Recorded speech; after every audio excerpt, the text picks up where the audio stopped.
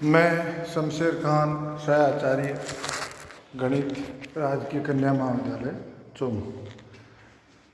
आज है क्रमचयों का समूह। इसकी परिभाषा अपन डिस्कस करने से पहले एक थ्योरम प्रूव करेंगे। पर थ्योरम है n संकेतों पर समस्त क्रमचयों का समुच्चय Pn क्रमचय गुणन संक्रिया के लिए एक परिमित समूह जिसकी कोटि फैक्टोरियल n है।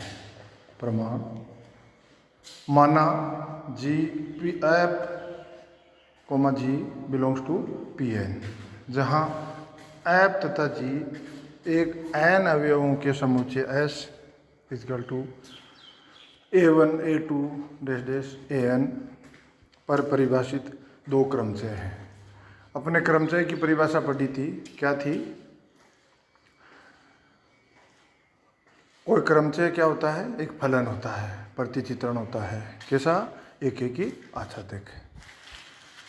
बाकी परिभाषा मैंने आपको पहले समझा रखी है। आपको ये ध्यान रखना है कि कोई भी क्रमचय उस समुच्चय पर एक ही उस समुच्चय से स्वयं उसी समुच्चय पर एक आच्छादित फलन होता है, जिसको लिखने दो पंक्तियों में लिखने का तरीका भी मैंने आपको समझा रखा है।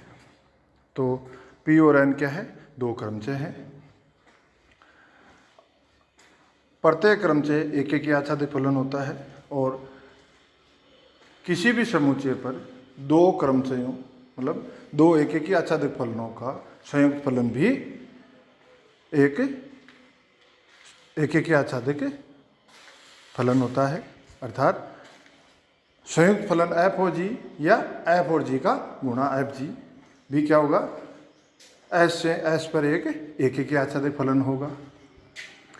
और fg मतलब इन दोनों का गुणा समुच्चय s पर एक आच्छादित फलन है और s से s पर है। इसका मतलब fg भी एक क्रमचय है।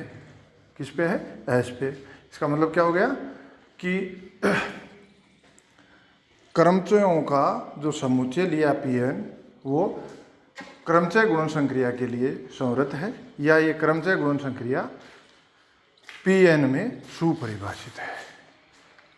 ठीक है, मतलब fg किसका भी होगा? Pn का।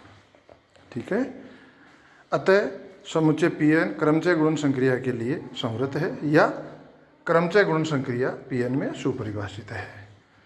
इसका मतलब क्या हो गया? Pn गुणन संक्रिया के लिए एक बीजीय निकाय है। अब Pn को क्रमचय गुणन संक्रिया के लिए समूह सिद्ध करने के लिए अपन समूह के तीन परिभाषा में जो तीन प्रतिबंध दे रखे हैं उनको प्रदर्शित करेंगे, प्रूव करेंगे। पहला है साहचर्यता। अपन जानते हैं कि किन्हीं भी दो फलनों का संयुक्त फलन जो होता है, तो ये संयुक्त फलन की जो संक्रिया है वो फलनों के लिए साहचर्य होती है। इसका मतलब क्या हो गया? प्रत्येक f dot g dot h belongs to Pn के लिए f कोष्ठक में gh इजकल टू fg कोष्ठक बंद h बाहर है। तत्समक का अस्तित्व।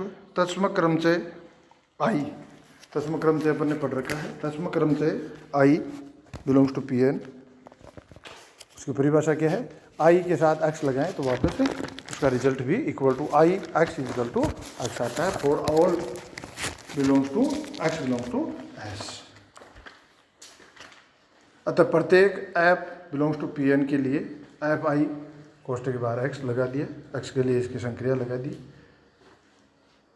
तो f ix equal to f x, I f x equal to I f x equal to f x, then f I equal to I f. अतः आई समुच्चय Pn का तत्समक अवयव है।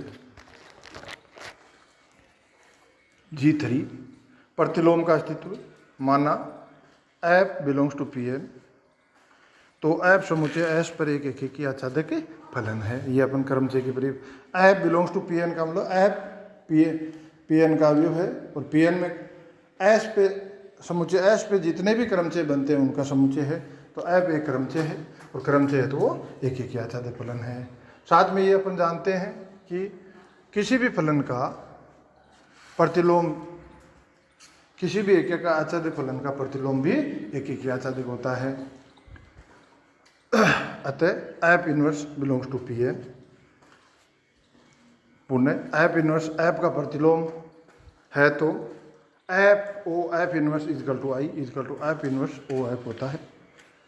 अतः for all x belongs to S F inverse x equal to F inverse x equal to IX। F inverse x equal to F inverse OF x equal to IX। Then F inverse equal to I F inverse F equal to F inverse F for all F belongs to Pn। फलतः Pn में प्रत्येक अवयव F का प्रतिलोम विद्यमान है। इस प्रकार यह सिद्ध होता है कि समुच्चय Pn क्रमचय गुणन संक्रिया के लिए एक समूह है। अब अपन इसकी कोटि फैक्टोरियल n होती है उसकी चर्चा करते हैं, वो कैसे प्रूव करेंगे। समूह Pn की कोटि ज्ञात करने के लिए हम देखते हैं कि किसी क्रमचय को दो पंक्तियों में लिखने के तरीके से स्पष्ट है कि दूसरी पंक्ति के n अवयव पहली पंक्ति के n अवयव ही होते हैं। जैसे 1 2 3 ऊपर की पंक्ति में तो नीचे भी, क्योंकि S से कोई भी क्रमचय S से S में होता है, इसका मतलब वही अवयव नीचे आएंगे, उनका क्रम परिवर्तित होता है, क्रम परिवर्तित हो सकता है।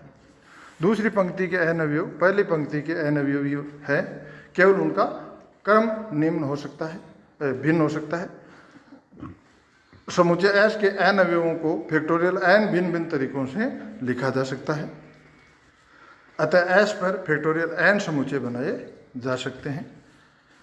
इसलिए Pn में भिन्न भिन्न अवयवों की संख्या फैक्टोरियल n होगी। फलतः समूह Pn की कोटि फैक्टोरियल n होगी।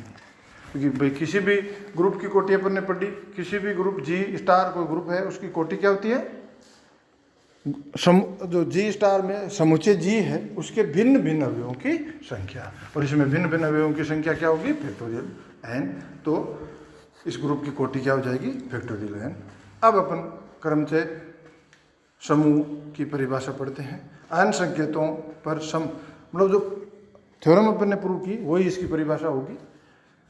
थ्योरम की क्या थी, n संकेतों पर समस्त क्रमचयों का समुच्चय Pn क्रमचय गुणन संक्रिया के लिए एक समूह होता है जिसे क्रमचय समूह कहते हैं।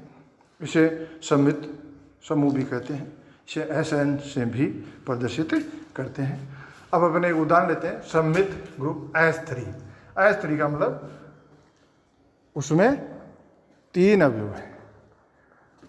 जैसे S3 इजकल टू अपन समुच्चय जिस पे S3 परिभाषित कर रहे हैं उसमें मान लिया 1 2 3 अवयव है, तो S3 इजकल टू ये 6 अवयव इसमें होंगे। ये इसका एक उदाहरण है सममित ग्रुप का। इसी प्रकार S4 भी हो सकता है।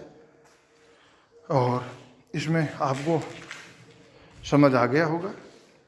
जहाँ भी आपको समस्या हो मेरे नंबर इसमें है, पर्सनल व्हाट्सएप ग्रुप पे आप डिस्कस कर सकते हैं।